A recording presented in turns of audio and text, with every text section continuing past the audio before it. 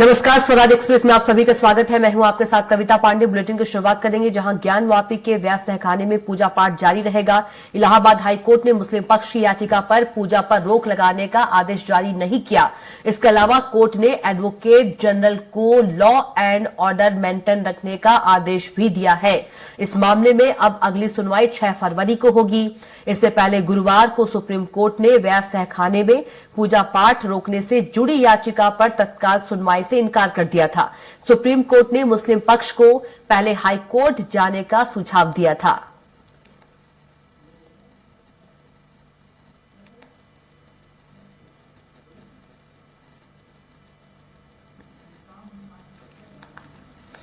और चलिए इसी खबर पर ज्यादा जानकारी के साथ हमारे साथ संवाददाता घनश्याम जुड़ गए हैं। घनश्याम, क्या कुछ जानकारी खबर पर?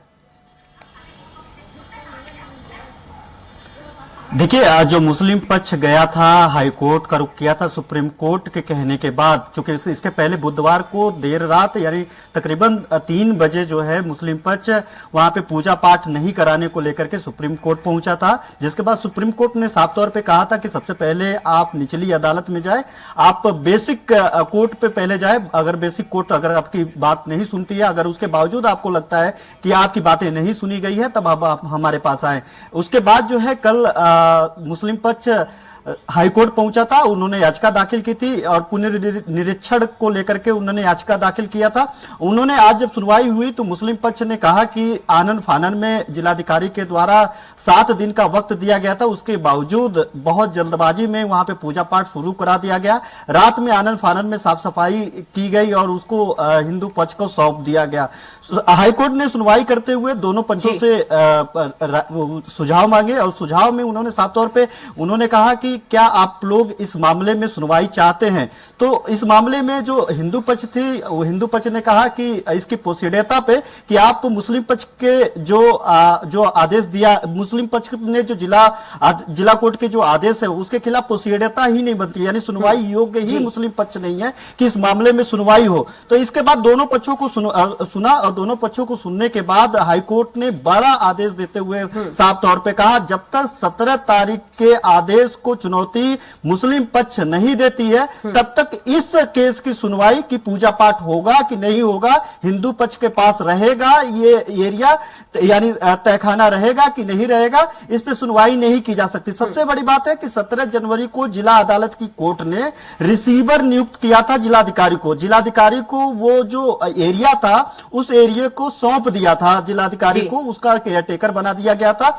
जब मुस्लिम पक्ष ने कहा कि जिलाधिकारी आनन फानन में उसको हिंदू पक्ष को सौंप दिया, जबकि 7 दिनों का वक्त दिया गया था, तो इसी मामले पर हाईकोर्ट ने कहा कि जब उसका केयर टेकर यानी रिसीवर जिलाधिकारी है, फिर जिलाधिकारी कोर्ट के आदेश के अनुपालन में वो 1 घंटे में दे चाहे 7 दिनों में दे, क्योंकि 7 दिन के अंदर निचली अदालत ने आदेश दिया कि 7 दिनों के अंदर हिंदू पक्ष को वो एरिया सील एरिया को पहले ओपन किया जाए, यानी जो बैरिकेटिंग की गई थी 31 सालों से उस बैरिकेटिंग को हटाया जाए, हटा करके उस तहखाने को व्यास परिवार को सौंप दिया जाए।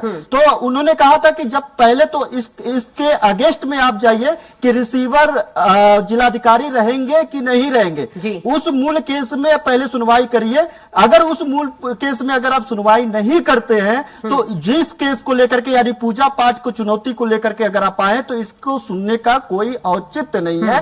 तो इस मामले में फिर से मुस्लिम पक्ष ने कहा कि हम चूंकि इतनी जल्दबाजी में हिंदू पक्ष के आदेश पे फेवर में जब आदेश आया, इतनी जल्दबाजी ने प्रशासनिक अमला ने उस पे काम किया और महज 6 से 7 घंटे में हिंदू पक्ष को सौंप दिया, वो इसलिए हम लोगों को वक्त नहीं मिला और हम लोग सुप्रीम कोर्ट गए थे। तो फिर इन्होंने कहा कि आप सुप्रीम कोर्ट के जाने के बजाय अगर आप हमारे पास आते तो शायद उसकी सुनवाई उस वक्त की जा सकती थी, क्योंकि इस मामले में सबसे पहले निचली अदालत के खिलाफ आप जो है उसके ऊपरी अदालत में ही जा सकते हैं, यानी हाईकोर्ट का रुख जिला अदालत के आदेश को चुनौती दे सकते हैं। तो इस मामले में साफ कर दिया हाईकोर्ट ने कि अगर इस मामले में सुनवाई चाहते हैं तो सबसे पहले 17 तारीख का जो आदेश रिसीवर के तौर पर जिलाधिकारी को नियुक्त किया गया था, उस कोर्ट के आदेश को चुनौती हाई कोर्ट में देंगे। उस मामले में अगर रिसीवर जब तक यानी इसको अगर सरल भाषा में हम समझा दे कविता, तो अगर मैं किसी घर का केयर टेकर हूं तो मैं जिस वक्त से केयर टेकर मैं बनूंगा उस वक्त से लेकर के अगले आदेश तक जो हमें जी। केयर टेकर का आदेश दिया है, उसके अगले आदेश तक मैं जो चाहूं वो कानून सम्मत कर सकता हूं। तो ऐसे में जिलाधिकारी रात को सौंपा, अगले जी। दिन को सौंपा, 7 दिन तक सौंपा, ये मायने नहीं रखता। ये मायने रखता है कि कोर्ट ने रिसीवर नियुक्त किया था, जिस मामले में मुस्लिम पक्ष को उस वक्त भी अपने तर्क नहीं दे पाए थे कि कोर्ट उस जो तहखाना है, उस तहखाने को जिलाधिकारी को रिसीवर नियुक्त जी। कराया जाए कि नहीं कराया जाए।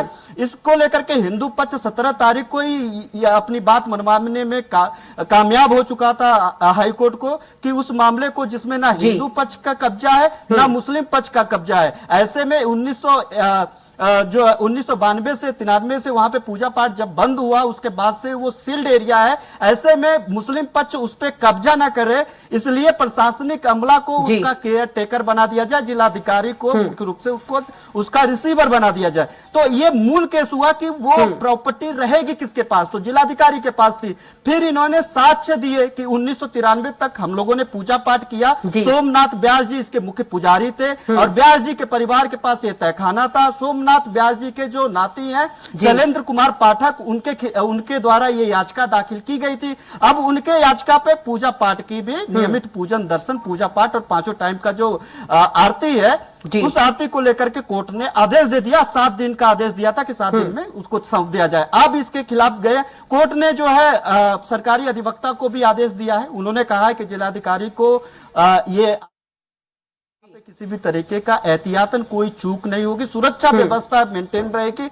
और वहां पे इसको लेकर के सरकारी अधिवक्ता ने वहां पे कहा कि प्रशासनिक अमला पूरी तरीके से चुस्त दुरुस्त है। आज जुमे की नमाज से लेकर के जब से ये आदेश आया है, सुनवाई हो रही है। हर उस संवेदनशील को चिन्हित किया गया। संवेदनशील एरिया में डीएसपी लेवल के अधिकारियों की तैनाती की गई है। सुरक्षा व्यवस्था सिर्फ वाराणसी नहीं और पूरे उत्तर प्रदेश में चाक चौबंद व्यवस्था पूरी तरीके से व्यवस्थित कर ली गई है। तो इसके बाद सुनवाई 6 फरवरी को होगा। 6 फरवरी को मूल केस में होगा, वही जो 17 तारीख को जो निचली अदालत ने रिसीवर के तौर पर डीएम को आदेश दिया था, रिसीवर बनने का आदेश दिया था, उसके खिलाफ सबसे पहले सुनवाई 6 फरवरी को होगी। उसके बाद ये सुनवाई होगी कि आखिरकार वो जो तहखाना है, तहखाना बंद रहेगा, पूजा पाठ जारी रहेगी, या फिर वो तहखाना मुस्लिम पक्ष को दिया जाएगा, हिंदू पक्ष को दिया जाएगा। यानी अभी इस मामले को लेकर के अंतरिम रोक लगाने से हाई कोर्ट ने ये सब सारे तर्क देते हुए उसने मना कर दिया है, रोक लगा दी है। इसी के साथ जो है हिंदू पक्ष को एक और अचीवमेंट इस मामले में मिलता हुआ दिखाई दे रहा है।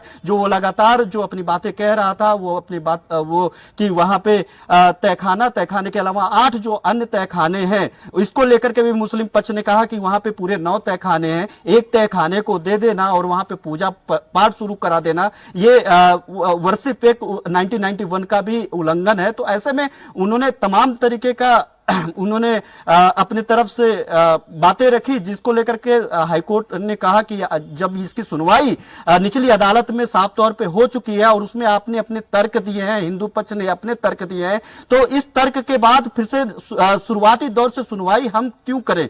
जब आप किसी मामले को लेकर के, जिस मामले को निचली अदालत के आदेश को लेकर के चुनौती देना चाहते हैं, तो सबसे पहले मूल केस में चुनौती दीजिए जिसमें वो केयर टेकर बनाया गया है, उस केस में सुनवाई होगी। अगर आपको लगता है कि आप सही हैं तो उस मामले में हम आगे आदेश सुनाएंगे। तो अगला आदेश कब तक, अब माफ करिएगा, अगली सुनवाई अब 6 फरवरी को होगी मूल केस के साथ। अब देखने वाली बात होगी कि हिंदू पक्ष इस मामले को लेकर के क्या कह रहा है। लेकिन हिंदू पक्ष इसके पहले जो है उसने इस सुनवाई को ही खारिज करने की मांग की थी। विष्णु जैन ने कहा था, जो हिंदू पक्ष के वकील है, उन्होंने साफ तौर पे कहा था कि जब निचली अदालत में दोनों पक्षों को सुना गया था और खासतौर पे एक दिन मुस्लिम पक्ष कोर्ट ही नहीं पहुंचा, पहले दिन जब इसकी सुनवाई करनी थी, जब ब्यास तहखाने को ब्यास जी परिवार को देने की बात थी, तो उस दिन सुनवाई नहीं की थी। दूसरे दिन जब मुस्लिम पक्ष आया, सुनवाई हुई, उसके बाद ये आदेश दिया गया है। और 1993 तक का एक भी ऐसा साक्ष्य निचली अदालत को मुस्लिम पक्ष नहीं दे पाया है कि वहां पे पूजा पाठ क्यों ना करवाई जाए, या फिर हिंदू सेंटिमेंट से जुड़ी हुई चीजें हैं,